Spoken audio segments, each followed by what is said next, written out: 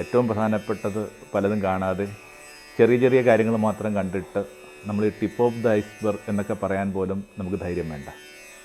തീരെ കുറച്ച് കണ്ടിട്ടും അറിഞ്ഞിട്ടും കേട്ടിട്ടുമൊക്കെയാണ് നമ്മൾ അടർന്നു പോകുന്നതും ഉറ്റവർ നമ്മുടെ ജീവിതത്തിൽ നിന്ന് അകന്നു പോകുന്നതുമൊക്കെ. കുറേ കൂടി ഈ മനുഷ്യനിലേക്ക് ശ്രദ്ധിക്കുക, പരിസരത്തിലേക്ക് ശ്രദ്ധിക്കുക. ദൈവം സൃഷ്ടിച്ചൊരു മനുഷ്യന് ശോഭിക്കാൻ എന്താ അവകാശം? പിന്നെ എങ്ങനെ മനുഷ്യനിലേക്ക് ശോഭം വന്നു? ശോഭത്തിലൊക്കെ എന്തുമാത്രം പേരാണ് ഇങ്ങനെ സ്വയം തകർന്നു പോവുകയും തങ്ങളുടെ പരിസരത്തെ ഉടക്കുകയൊക്കെ ചെയ്യുന്നത്.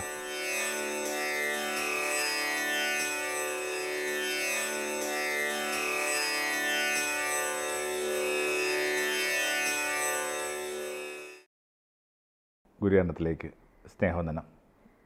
കുറച്ചു കാലം മുമ്പാണ്, ഒരു മഴക്കാലമായിരുന്നു. കണ്ണൂരിൽ നിന്ന് നാട്ടിലേക്ക് വരികയാണ്. തലശ്ശേരിയിൽ വെച്ച് ഇങ്ങനെ കൊട്ടിയൂർ ഉത്സവം കഴിഞ്ഞ് വരുന്ന അനവധിയായ സംഘങ്ങൾ ട്രെയിനിലേക്ക് പ്രവേശിക്കുകയാണ്. തൊട്ടടുത്ത് വരുന്നത് ഒരു കൂട്ടുകുടുംബം കണക്ക് തോന്നിച്ച ഒന്നാണ്. പ്രായമായൊരമ്മയും കുറേ മക്കളും അവരുടെ പേരക്കുട്ടികളെന്നൊക്കെ വിചാരിക്കുന്നവരൊക്കെ കൂടി ചേർന്നിട്ട് ഒരു ഇടത്തിങ്ങനെ ഒരുമിച്ചിരിക്കുക. അമ്മയുടെ കൈവശം ഒരു വല്ലമുണ്ട്. ആ വല്ലം നിറയെ അനവധിയായിട്ടുള്ള വീട്ട് ഉപകരണങ്ങളൊക്കെയാണ്. അതിനകത്തൊരു കൗതുകമുള്ളൊരു പേനയുണ്ട്. ചെറിയ കുട്ടിക്ക് അറിയേണ്ടത് അമ്മമ്മയ്ക്ക് എന്തിനാണ് ഈ പേന എന്നുള്ള. ആദ്യമൊക്കെ അമ്മമ്മ അതിനെ കേൾക്കുന്ന മട്ട് കാണിച്ചില്ല, അവഗണിച്ചു. അവിടെ കുട്ടിയെ ശാഠ്യം വർദ്ധിക്കുകയാണ്. അമ്മമ്മ എന്തിനാ പേന? അപ്പോൾ ആരെങ്കിലും കേൾക്കുമെന്നൊക്കെ ഭയന്ന് വളരെ പതുക്കെ അമ്മ പറയുന്നത് ഞങ്ങളെല്ലാം കേട്ടു. അതിങ്ങനെയാണ്, തൻവി, അമ്മയ്ക്ക് കവിത എഴുതാൻ വേണ്ടിയാണ്. മക്കളുടെ മുഖത്ത് പ്രകടമായൊരു അമ്പരപ്പുണ്ട്. ഒരുപക്ഷെ അവരറിഞ്ഞിട്ടില്ല അവരമ്മ ഏതെങ്കിലും ഒരു കാലത്ത് കവിത എഴുതിയിട്ടുണ്ടായിരിക്കുമെന്ന്, അല്ലെങ്കിൽ കവിത എഴുതുമെന്ന്. ഒരുപക്ഷെ അവരോടൊപ്പം നല്ല കാലം ജീവിച്ച അമ്മയുടെ പുരുഷൻ അറിഞ്ഞിട്ടുണ്ടാവില്ല അമ്മയ്ക്ക് അത്തരം ചില അഭിരുചികളുണ്ടാകുമെന്ന്. തീരെ അറിയാതെയും കാണാതെയും തീരെ പഠിക്കപ്പെടാതെയും ഒക്കെ നമ്മുടെ ഉറ്റവർ നമ്മുടെ ജീവിതത്തിൽ നിന്ന് ഇങ്ങനെ അടർന്നു പോവുകയാണ്. കുറേ കൂടി ഈ ഉറ്റവരെ കാണുക എന്ന് പറഞ്ഞൊരു ക്ഷണം സ്പിരിച്വാലിറ്റി ഏറ്റവും ബേസിക് ലെസൺസിലൊന്നാണ്. നമ്മൾ ഈ ടിപ്പ് ഓഫ് ദ ഐസ്ബർഗ് എന്നൊക്കെ ഒരു ഫ്രേസ് കേൾക്കുന്നത് ഇങ്ങനെ ആദ്യമായിട്ട് എനിക്കൊന്ന് പ്രീഡിഗ്രിക്കായിരുന്നു. ഈ ടൈറ്റാനിക് എന്ന് പറഞ്ഞൊരു പാഠം ഉണ്ടായിരുന്നു. എങ്ങനെയാണ് ആ പറഞ്ഞ കപ്പൽ തകരുന്നതെന്നും ആരംഭത്തിൽ വെറുതെ ഒരു മഞ്ഞുപാളി എന്ന് മാത്രം കരുതിയ ഒന്ന് മഞ്ഞുപാളിയല്ല, മഞ്ഞ് മലയാണെന്നൊക്കെ തിരിച്ചറിയുന്നതിന് മുമ്പേ ആ വലിയ കപ്പൽ അപകടത്തിൽപ്പെടുന്ന കഥയൊക്കെ വളരെയേറെ ഈ ഭാവത്തോടു കൂടി ഒരു കഥ പറയുന്ന രീതിയിലൊക്കെയാണ് അന്ന് കവിതയിലൊക്കെ താല്പര്യമുള്ള ഞങ്ങൾ അധ്യാപകൻ പറഞ്ഞു തന്നത്. അപ്പോൾ അദ്ദേഹം കൺക്ലൂഡ് ചെയ്തൊരു സ്റ്റേറ്റ്മെൻ്റ് ഉണ്ട്. ഇങ്ങനെ ടിപ്പ് ഓഫ് ദ ഐസ്ബർഗ് ഒരു ഫ്രേസാണ്. നമ്മളുമായിട്ട് പാർക്കുന്ന മനുഷ്യരുമായിട്ട് ബന്ധപ്പെടുത്തി എപ്പോഴും ഉപയോഗിക്കാവുന്ന ഒരു ഫ്രേസ്. നമ്മൾ ഒരു മഞ്ഞുമലയുടെ ആഴം അറിഞ്ഞിട്ടില്ല, അതിൻ്റെ മാസ് അറിഞ്ഞിട്ടില്ല, അതിൻ്റെ വ്യാപ്തി അറിഞ്ഞിട്ടില്ല. അപ്പോൾ നമുക്കറിയാവുന്നത് ഈ മഞ്ഞുമലകളുടെ അഗ്രം മാത്രമാണ്.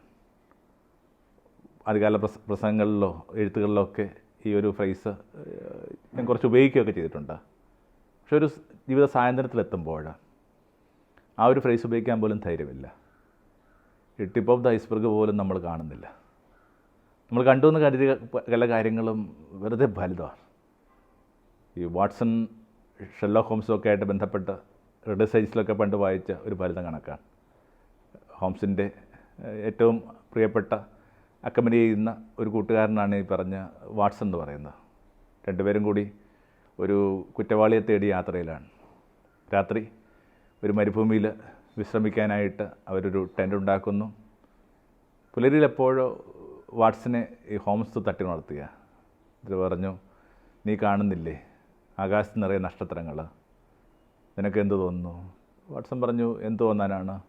ആ നക്ഷത്രങ്ങളുടെ വിന്യാസമൊക്കെ വെച്ച് നോക്കുമ്പോൾ ഇപ്പോൾ വെളുപ്പിനൊരു 3 മണി സമയമായിട്ടുണ്ടാവും. ഇങ്ങനെ അത്രയേ ഉള്ളൂ തോന്നുന്നുള്ളൂ. അപ്പോൾ ഇങ്ങനെ ഓരോ കാര്യങ്ങളും ഈ മനുഷ്യൻ നിരീക്ഷിക്കുകയാണ്. അനവധിയായ സൂചനകൾ ആ നക്ഷത്രം കൊണ്ട് നിരീക്ഷിച്ച് കഴിയുമ്പോൾ അവസാനം ഈ ഹോംസ് തന്നോട് തന്നെ ആത്മഗതം ചെയ്യുന്ന ഇങ്ങനെയാണ്, മണ്ട, ഏറ്റവും പ്രധാനപ്പെട്ടൊരു കാര്യം നമ്മൾ കാണാതെ പോയി. എന്താണത്? നമ്മുടെ ടെൻ്റ് ആരോ മോഷ്ടിച്ചുകൊണ്ട് പോയി. രാത്രി കിടന്നപ്പോൾ കാണാത്ത നക്ഷത്രങ്ങൾ ഞെട്ടി ഉണരുമ്പോൾ കണ്ടെങ്കിൽ അതിൻ്റെ ഏറ്റവും അടിസ്ഥാനപര പ്രാഥമികമായ അർത്ഥം ടെൻറ്റ് മോഷണം പോയെന്നുള്ള. ഏറ്റവും പ്രധാനപ്പെട്ടത് പലതും കാണാതെ ചെറിയ ചെറിയ കാര്യങ്ങൾ മാത്രം കണ്ടിട്ട് നമ്മൾ ഈ ടിപ്പ് ഓഫ് ദ ഐസ്ബർഗ് എന്നൊക്കെ പറയാൻ പോലും നമുക്ക് ധൈര്യം വേണ്ട. തീരെ കുറച്ച് കണ്ടിട്ടും അറിഞ്ഞിട്ടും കേട്ടിട്ടുമൊക്കെയാണ് നമ്മൾ അടർന്നു പോകുന്നതും ഉറ്റവർ നമ്മുടെ ജീവിതത്തിൽ നിന്ന് അകന്നു പോകുന്നതുമൊക്കെ. കുറേ കൂടി ഈ മനുഷ്യനിലേക്ക് ശ്രദ്ധിക്കുക, പരിസരത്തിലേക്ക് ശ്രദ്ധിക്കുക. വേദപുസ്തകം അതിൻ്റെ സൂചനകളുമൊക്കെ ആയിട്ടാണ് ആരംഭിക്കുന്നത്. മനുഷ്യൻ ദൈവത്തിൻ്റെ സ്വരമൊക്കെ ഇങ്ങനെ നേരെ കേട്ടിരുന്നു പറയുന്നൊരു കാലമാണ് വേദപുസ്തകം, അതിൻ്റെ ഉൽപ്പത്തി പുസ്തകം എന്ന് പറയുന്നത്. അപ്പോൾ ഏറ്റവും ഡയറക്റ്റായിട്ട് ഇങ്ങനെ ദൈവത്തെ കേട്ടെന്നൊക്കെ നമ്മൾ പ്രാർത്ഥിക്കുകയോ സങ്കല്പിക്കുകയോ ഒക്കെ ചെയ്യുന്ന ആ കാലത്തിനകത്ത് മനുഷ്യന് കിട്ടിയ നിർദ്ദേശങ്ങളിലൊന്ന് തൻ്റെ ചുറ്റിനുമുള്ള ജീവജാലങ്ങൾക്ക് പേരിടുക എന്നുള്ളതായിരുന്നു. ചുറ്റിനുമുള്ള ജീവജാലങ്ങൾക്ക് പേരിടുക എന്ന് പറയുന്നതിൻ്റെയൊക്കെ അർത്ഥം ഇങ്ങനെ അനവധിയാണ്. വിശേഷിച്ചും ഈ റബി പാരമ്പര്യങ്ങളിലൊക്കെ അനവധിയായിട്ടുള്ള അനുബന്ധ കഥകൾ അതുമൊക്കെ ആയിട്ട് ബന്ധപ്പെട്ടിട്ടുണ്ട്. എന്നാലും പൊതുവെ നമ്മൾ വിചാരിക്കുന്നത് ഒരു 3 കാര്യങ്ങളാണ് ഈ ആദത്തോട് പേരിട്ട് വിളിക്കാൻ പറയുന്നതിലൂടെ ദൈവം ആഗ്രഹിച്ചെന്നാണ്. ഒന്ന് ഈ ഭൂമിയുടെ ആ ഒരു സ്റ്റുവാർഷിപ്പ് എടുക്കുക എന്നുള്ളതാണ്. ഭൂമിയുടെ കാര്യസ്ഥനാവുക. ഒരുതിനെയും പേര് ചൊല്ലി വിളിക്കുക എന്ന് പറഞ്ഞതിൻ്റെ അർത്ഥം അതാണ്. കുറച്ചുകൂടി കൃത്യമായിട്ട് പറഞ്ഞാൽ ഭൂമിയുടെ ഇടയനാകാനുള്ള ക്ഷണമാണ്. ലോകത്തോട് 2 തരത്തിലുള്ള സമീപനമാകാമെന്നൊക്കെ ഈ മാർട്ടിൻ ഹൈഗറൊക്കെ നമ്മൾ പഠിപ്പിക്കുന്നുണ്ട്. ഒന്ന് ഇതിൻ്റെ പ്രഭുവാവുക, 2 ഇതിൻ്റെ ഇടയനാവുക. എല്ലാത്തിനകത്തും ആ മനോഭാവം വളരെ പ്രധാനപ്പെട്ടാണ്.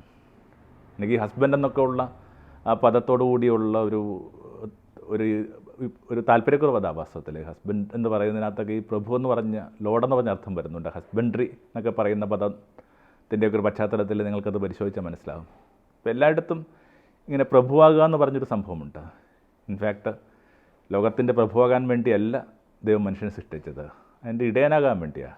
ഷെപ്പേർഡിങ് എന്ന സംഭവം അതൊക്കെ കുറച്ച് ഒരു ഫിലോസഫിയൊക്കെ പഠിക്കുന്ന സമയത്ത് ഹൈഡഗറിനെയൊക്കെ നന്നായിട്ട് പഠിപ്പിച്ചു തന്ന അധ്യാപകൻ പറഞ്ഞു തരാനായിട്ട് ശ്രമിച്ചിട്ടുണ്ട്. എല്ലായിടത്തും പുലർത്തേണ്ട മനോഭാവം അതാണ്. ഒരു ആനിമേഷൻ വരുമ്പോൾ, ഒരു ചെറിയൊരു സമൂഹത്തിൻ്റെ ലീഡറായിട്ട് മാറുമ്പോൾ, ഒരു യാത്ര പോകുമ്പോൾ ഒക്കെ ബേസിക്കായിട്ട് പുലർത്തേണ്ട സംഭവം ഈ ഷെപ്പേർഡിങ്ങാണ്, ഇടയനാവുക. ഒന്നത് തന്നെയാണ്. 2 ഇങ്ങനെ ഓരോന്നിൻ്റെയും മൂല്യം തിരിച്ചറിയുക എന്നുള്ളതാണ്. ഒരു കാര്യത്തെ പേര് ചൊല്ലി വിളിക്കുക എന്ന് പറയുന്നതിൻ്റെ അർത്ഥം അതിൻ്റെ പ്രത്യേക ഒരു സവിശേഷതയെ തിരിച്ചറിയുക, അതിൻ്റെ ആ പ്രത്യേകതകൾക്ക് എന്ത് മൂല്യമുണ്ടെന്ന് തിരിച്ചറിയുക എന്നൊക്കെ ഉള്ളതാണ്. എല്ലാവരും ഇമ്പോർട്ടൻ്റായി മാറുക എന്ന് പറഞ്ഞൊരു സൂചനയാണ് ഈ പറഞ്ഞതിൻ്റെ 2ാമത്തെ സൂചനയായിട്ടൊക്കെ അന്ന് മനസ്സിലാക്കിയതെന്ന്. അങ്ങനെയൊക്കെയാണ് നമുക്ക് നമ്മുടെ ഗുരുക്കന്മാർ പറഞ്ഞു തന്നിട്ടുള്ളത്. എല്ലാത്തിനും പ്രാധാന്യമുണ്ട്. പക്ഷേ പൊതുവെ പറയുന്ന ഒരു യഹൂദ കഥ ഇങ്ങനെയാണ്. മനുഷ്യനിങ്ങനെ പലതരം വൈകാരികമൊന്നും ഇല്ലായിരുന്നാണ് പറയുന്നത്. ആരംഭത്തിലെ ശുദ്ധമായ മണ്ണിൽ നിന്നും ശുദ്ധമായ നിശ്വാസത്തിൽ നിന്നുമൊക്കെ രൂപപ്പെട്ട ഒരാളായിട്ടാണ് മനുഷ്യനെ വേദപുസ്തകം ചിത്രീകരിക്കുന്നത്. സ്വാഭാവികമായിട്ട് അവനിലേക്ക് വരുന്ന നല്ലതും ചീത്തയുമായ എല്ലാ ഭാവങ്ങളും, എല്ലാ വൈകാരികതകളും ഈ മൃഗങ്ങളെയും ശിഷ്ടജാലങ്ങളെയും ഒക്കെ പരിശോധിക്കുമ്പോഴും അവയെ പരിഗണിക്കുമ്പോഴും അവയെ പഠിപ്പിക്കുമ്പോഴും അവനിലേക്ക് പ്രവേശിച്ചെന്ന് പറഞ്ഞു. ഒപ്പുകടലാസ് കണക്ക് ഈ ജീവജാലങ്ങളിൽ അവൻ തൻ്റെ വൈകാരികത എടുത്തെന്നൊക്കെ പറയുന്നത്. ഉദാഹരണത്തിന് ഇപ്പോൾ ശോഭം എന്നൊക്കെ പറയുന്നത്, ദൈവം സൃഷ്ടിച്ചൊരു മനുഷ്യന് ശോഭിക്കാൻ എന്താ അവകാശം? പിന്നെ എങ്ങനെ മനുഷ്യനിലേക്ക് ശോഭം വന്നു? ശോഭത്തിലൊക്കെ എന്തുമാത്രം പേരാണ് ഇങ്ങനെ സ്വയം തകർന്നു പോവുകയും തങ്ങളുടെ പരിസരത്തെ ഉടക്കുകയൊക്കെ ചെയ്യുന്നത്. 3 ഈ അവിടുത്തെ ഈ സൃഷ്ടി പ്രക്രിയയിൽ പങ്കുചേരാന്നുള്ളതാണ്. ഇങ്ങനെ സൃഷ്ടികർമ്മങ്ങളൊക്കെ ഇങ്ങനെ മനുഷ്യനെ സൃഷ്ടിക്കുന്നതോടൊപ്പം അവസാനിക്കുകയാണ്. ഇനി ചുറ്റിലുമുള്ള എല്ലാ കാര്യങ്ങളുടെയും ജീവിതത്തെ മെച്ചപ്പെടുത്തേണ്ട ബാധ്യത മനുഷ്യനാണ്. ലോകം ഭംഗിയുള്ളൊരിടമായിട്ട് മാറിയത്, ലോകം ഒരിക്കലും പലരും വിചാരിക്കുന്ന കണക്ക് ഇങ്ങനെ അനുദിനം നാശത്തിലേക്കോ മോശത്തിലേക്കോ വഴുതിപ്പോകുന്നൊരിടമല്ല. ഓരോ ദിവസവും അതിൻ്റെ ഗതിയെ മെച്ചപ്പെടുത്തുകയാണ്, അതിൻ്റെ സമ്പ്രദായങ്ങളെയും സങ്കല്പങ്ങളെയും ഒക്കെ മിനുക്കുകയാണ്. അപ്പോൾ ഈ മെച്ചപ്പെട്ട ലോകം സാധ്യമായത് ഈ മനുഷ്യൻ്റെ ഒരു കൂട്ടുത്തരവാദിത്തം നിന്നാണ്, അയാളുടെ ഒരു റെസ്പോൺസിബിലിറ്റി നിന്നാണ്. ആ റെസ്പോൺസിബിലിറ്റിയിൽ നിന്നാണ് ലോകം മെച്ചപ്പെടുന്നത്, അവനവൻ്റെ ലോകം ഉൾപ്പെടെ. അതുകൊണ്ടൊക്കെയാണ് പിന്നീട് പൗലോസൊക്കെ നിങ്ങൾ ക്രിസ്തുവിൻ്റെ കൂട്ടുവേലക്കാരെന്നൊക്കെ പറയുന്നത്. അങ്ങനെ ഒരു 3ഓളം സൂചനകളുണ്ട് ഈ ആദത്തോട് പേര് ചൊല്ലി വിളിക്കാനായിട്ട് പറയുന്നതിനിടയിൽ. പുതിയമത്തിലേക്ക് വരുമ്പോഴേക്കും യേശു അത് ഉപയോഗിക്കുന്നുണ്ട്. ഞാൻ എൻ്റെ ആടുകളെ പേര് ചൊല്ലി വിളിക്കുന്നു, ഞാൻ അവയെ അറിയുന്നൊക്കെ പറഞ്ഞൊരു വാക്കാണ്. ഇതിനു മുമ്പൊക്കെ നമ്മൾ സൂചിപ്പിച്ചാണ് വേദപുസ്തകത്തിൽ ഭയങ്കര റിച്ചായിട്ടുള്ള, ഭയങ്കര മിസ്റ്റിക്കലായിട്ടുള്ള ഒരു വാക്കാണ് ഈ അറിയുക എന്ന് പറയുന്നത്. ഒരു പുരുഷനും സ്ത്രീയും സ്നേഹമനുഷ്ഠിക്കുമ്പോൾ ഉപയോഗിക്കുന്ന വാക്കായിട്ടാണ് അറിയുക എന്നുള്ളത് നമ്മൾ ഇടയ്ക്കിടയ്ക്ക് ഈ ചില സൂചനകളിലൂടെ പറയാറുണ്ട്. അതേ പദം തന്നെയാണ് ഈ ദൈവത്തെ അറിയാമെന്ന് പറയുമ്പോൾ യേശു ഉപയോഗിക്കുന്നത്. അപ്പം അത്രയും ഇൻറ്റിമേറ്റായിട്ട് തനിക്ക് ചുറ്റുമുള്ള പ്രപഞ്ചത്തെ അറിയുന്ന ഒരാളെന്ന നിലയിലാണ് യേശുവിനെ വേദപുസ്തകം അടയാളപ്പെടുത്തുന്നത്. ദൈവം യേശുവിനെ അറിയുന്നത് പോലെ യേശു നമ്മളെ അറിയുന്നൊക്കെ പറയുന്ന അർത്ഥം എന്താണ്? ദൈവത്തിൻ്റെ സ്വഭാവങ്ങളൊക്കെ യേശുവിലുണ്ട്. അങ്ങനെയാണ് ഈ പരസ്പരം അറിയുക എന്ന് പറയുന്നത്. അതേപോലെ തന്നെ യേശുവിൻ്റെ സ്വഭാവത്തിൻ്റെ ഭംഗികളൊക്കെ നമ്മളിലും അടക്കം ചെയ്തിട്ടുണ്ട്. നമുക്കത് കണ്ടെത്തി അതിനിങ്ങനെ എംബലിഷ് ചെയ്യേണ്ട ബാധ്യതയുണ്ട്. ഞാൻ എൻ്റെ ആടുകളെ അറിയുമെന്ന് പറഞ്ഞൊരു പദമുണ്ട്. നമ്മളൊരു കൂട്ടത്തിൻ്റെ ഭാഗമല്ല. നമുക്കറിയാം ആട്ടിൻപറ്റം, ഒരു കാര്യം കൂടി മനസ്സിൽ ഓർത്താൻ നല്ലതാണ്. നമുക്ക് പരിചയമുള്ളൊരു ആട്ടിൻപറ്റമല്ല ഈ ബൈബിൾ പരിസരത്തിനകത്തുള്ള ആട്ടിൻപറ്റം. നമുക്ക് പരിചയമുള്ള കോലാട് എന്ന് പറയുന്നത് ഇങ്ങനെ ഒരു ഫ്ലോക്ക് ഇൻസ്റ്റിങ്ക്റ്റ് ഉള്ള ജീവിയൊന്നുമല്ല.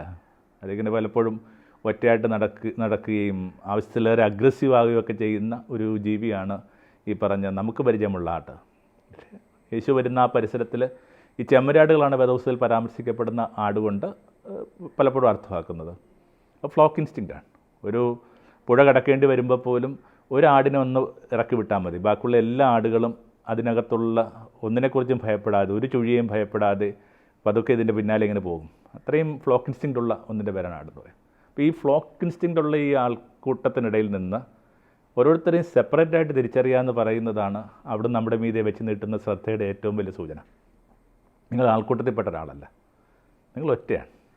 ഏതാൾക്കൂട്ടത്തിലും ഒരാളുടെ ഇൻഡിവിജ്വാലിറ്റി, അയാളുടെ പ്രത്യേകതകൾ തിരിച്ചറിയാൻ പറ്റുന്ന ഒരു മനസ്സിനെയാണ് ഞാൻ പേര് ചൊല്ലി വിളിക്കുമെന്ന് പറയുന്നതിൻ്റെ മറ്റൊരു സൂചന. ഉദാഹരണത്തിനായിട്ട് ഇങ്ങനെ വലിയൊരു ആൾക്കൂട്ടത്തിൽപ്പെട്ട് യേശു പോവുകയാണ്. എന്നിട്ടോ ആ ആൾക്കൂട്ടത്തിൽ പെട്ടെന്ന് അവിടെ തിരിഞ്ഞു നോക്കിയിട്ട് പറയുകയാണ്, എന്നെ ആരോ തൊട്ടു. ഇത്രയും വലിയ ആൾക്കൂട്ടം അവൻ്റെ മീതെ ഇങ്ങനെ ചവിട്ടിയോ ഉലച്ചോ നടന്നു പോകുമ്പോൾ എന്നെ ഒരാൾ തൊട്ടു എന്ന് പറയുന്ന പിടുത്തം കിട്ടുന്ന വിധത്തിലുള്ള വ്യക്തിപരമായ ഒരു ഇൻറ്റിമസിയാണ് അവിടുന്ന് എന്നോട് വെച്ച് പുലർത്തുന്നത്. ഞാൻ ആൾക്കൂട്ടത്തിൻ്റെ ഭാഗമല്ല. അപ്പോഴാണ് ഒരു സ്ത്രീ നടുങ്ങി വിറച്ചിട്ട് പറയുന്നു, ഞാൻ നിൻ്റെ വസ്ത്രവിളമ്പിലും തൊട്ടുപോയി. ഏതാൾക്കൂട്ടത്തിലും അവൻ നമ്മളെ തിരിച്ചറിയുന്നുണ്ട്. ഇങ്ങനെ ഇഷ്ടമുള്ളവരെ കാത്ത് നമ്മളിങ്ങനെ റെയിൽവേ സ്റ്റേഷനിലോ വിമാനത്താവളത്തിലൊക്കെ കാത്തിരിക്കുന്ന കണക്കാണ്. അനവധിയായ മനുഷ്യർ അവരുടെ ബാഗുമൊക്കെ ആയിട്ട്, അവരുടെ ബാക്ക് പാക്കുമൊക്കെ ആയിട്ട് ഇങ്ങനെ പുറത്തേക്ക് വരുമ്പോൾ ഇതൊന്നും നമ്മളെ തൊടുന്നില്ല. പെട്ടെന്ന് നമ്മൾ ആരെയാണോ ആഗ്രഹിച്ചിരുന്നത്, നമുക്ക് കാലാകാലങ്ങളായിട്ട് അറിയാവുന്ന ആരെയാണ്, അവരുടെ ഒരു മുഖം പ്രത്യക്ഷപ്പെടുമ്പോൾ നിങ്ങൾ അടിമുടി മാറുകയാണ്. അതുപോലെ എൻ്റെ ഒരു അപ്പിയറൻസിൽ അടിമുടി ഉലയുന്ന, അടിമുടി സന്തോഷിക്കുന്ന ഒരു ഡേ എന്ന് പറയുന്ന സങ്കല്പം അത്. 3, ഇങ്ങനെ അവിടുന്ന് നമുക്ക് വേണ്ടി വെച്ച് നിർത്തുന്ന പർപ്പസുമൊക്കെ ഈ പറഞ്ഞ കാര്യമായിട്ട് ബന്ധപ്പെട്ടാണ്. ഒരാളുടെ പേരെന്ന് പറയുന്നത് അയാളുടെ പർപ്പസുമായിട്ട് ബന്ധപ്പെട്ടാണ്. പുതിയ നിയമത്തിലൊക്കെ നമുക്കറിയാം പലപ്പോഴും ഇങ്ങനെ പേര് മാറി വിളിക്കുന്നുണ്ട്. യേശു പലപ്പോഴും ഇങ്ങനെ പലരുടെയും പേര് മാറുന്നതായിട്ട് നമ്മൾ വായിച്ച് കേൾക്കുന്നുണ്ട്. അതിൽ ഏറ്റവും പ്രധാനപ്പെട്ടതായിട്ട് നമ്മുടെ മനസ്സിലുള്ളത് ശമയോനോട് പറയുന്ന കണക്കാണ്. ശമയോനെ, ഇനി മുതൽ നീ പീറ്റർ ആയിരിക്കും, സൈമൺ എന്ന് പറയുന്ന വാക്ക്.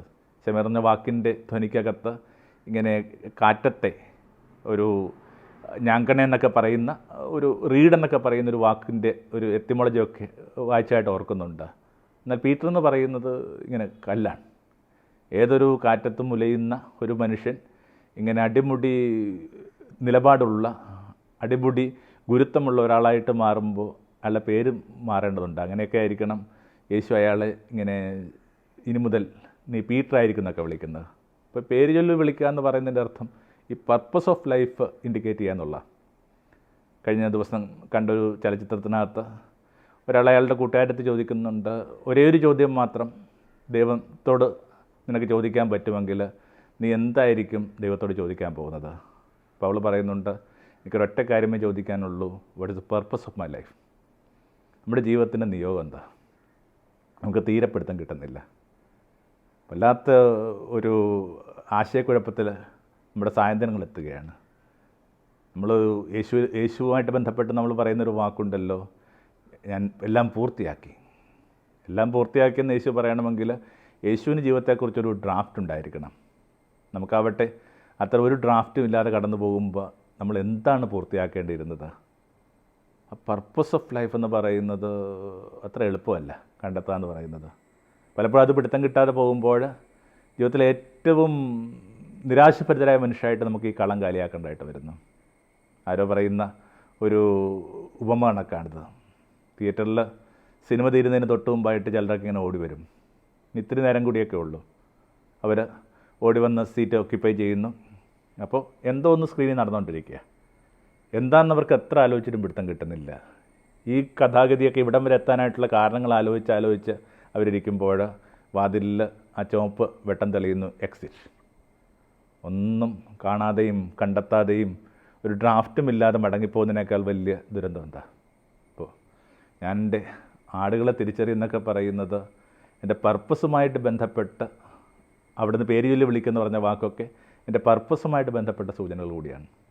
ഇപ്പോൾ വെറുതെ അവനവൻ്റെ പരിസരത്തെ കുറേ കൂടി ശ്രദ്ധിക്കാമെന്നൊക്കെ ഉള്ള ഒരു കൊച്ചു വിചാരത്തിൽ ഇതിനെ പ്രാർത്ഥനയാക്കാവുന്നേ ഉള്ളൂ. നമ്മൾ ഒന്നും മനസ്സിലാക്കിയിട്ടില്ല. നമ്മളെ ആരും മനസ്സിലാക്കിയിട്ടില്ല. യേശു അനുഭവിച്ച ഏറ്റവും വലിയ സങ്കടങ്ങളിലൊന്നാണ്, ഫിലിപ്പോസേ, ഇത്രയും കാലം ഞാൻ നിൻ്റെ കൂടെ ഉണ്ടായിരുന്നിട്ടും നീ എന്തുകൊണ്ട് എന്നെ മനസ്സിലാക്കിയില്ല? നമ്മൾ തുടങ്ങിയിടത്തേക്ക് വരികയാണെങ്കിൽ, തൻവി, നീ എന്തുകൊണ്ട് അമ്മൂമ്മയെ മനസ്സിലാക്കിയില്ല? വളരെ കുറച്ചാണ് നമ്മൾ മനസ്സിലാക്കുന്നത്. നമ്മൾ അഡ്രസ്സ് ചെയ്തതൊക്കെ മനുഷ്യൻ്റെ വൈകാരികമായിട്ടുള്ള പ്രതിസന്ധികളോ അതിൻ്റെ പ്രക്ഷുബ്ധമോ മാത്രമായിരുന്നു. അവരതിലേക്ക് നയിക്കുന്നൊരു വാണ്ട് നമുക്കൊരിക്കലും മനസ്സിലായിട്ടില്ല. ഇപ്പോൾ മോശയെ ദൈവം കണ്ടെത്തിയതിനെക്കുറിച്ചൊക്കെ യഹൂദ പാരമ്പര്യത്തിലുള്ള കഥ ഇങ്ങനെയാണ്. ഒരു ദിവസം അയാളുടെ ആട്ടിൻകുട്ടിയിലൊന്നിനെ കാണാതെ പോയി. ഇയാൾ ഈ ആട്ടിൻകുട്ടിയെ അന്വേഷിച്ച് ഇറങ്ങി ചെല്ലുമ്പോൾ മരുഭൂമിയിലൊരിടത്ത് ഒരു ഉറവയുടെ അടുക്കൽ ഈ ആട്ടിൻകുട്ടി നിന്ന് വെള്ളം കുടിക്കുകയാണ്. തൻ്റെ ഏൽപ്പിച്ചിട്ടുള്ള ഈ ആട്ടിൻപറ്റത്തിൽ ഒന്നിന് ദാഹിക്കുന്നൊന്ന് പിടുത്തം കിട്ടിയില്ലല്ലോ എന്നോർത്ത് കഴിഞ്ഞപ്പോൾ അയാൾക്ക് വലിയ കുറ്റബോധം തോന്നി. തൻ്റെ ആ ഒരു ശ്രദ്ധക്കുറവുകൊണ്ടാണ് ഇങ്ങനെ മൈലുകളൊന്നും താണ്ടി ഈ പൊള്ളുന്ന വെയിലിലൂടെ ഈ ആടിന് ഇങ്ങനെ ഇടറിപ്പോകേണ്ടതായിട്ട് വരേണ്ടതും ഇപ്പോൾ ഇവിടെ വന്ന് വെള്ളം കുടിക്കേണ്ടതായിട്ടൊക്കെ വന്നോർത്തപ്പോൾ അയാൾക്ക് വലിയ പൊള്ളലേറ്റു.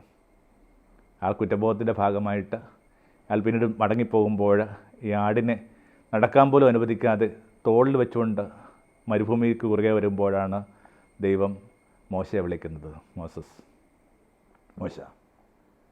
അപ്പോൾ ഏത് നിമിഷത്തിലാണോ നമുക്ക് ചുറ്റുമുള്ള മനുഷ്യരുടെ അടിസ്ഥാന ആവശ്യങ്ങൾ, അടിസ്ഥാന വ്യാകുലതകൾ, അടിസ്ഥാന ഭയങ്ങൾ ഇത് പിടുത്തം കിട്ടുമ്പോഴാണ് നിങ്ങൾ ശരിക്കുമുള്ള ഇടയനായിട്ട് മാറുന്നത്.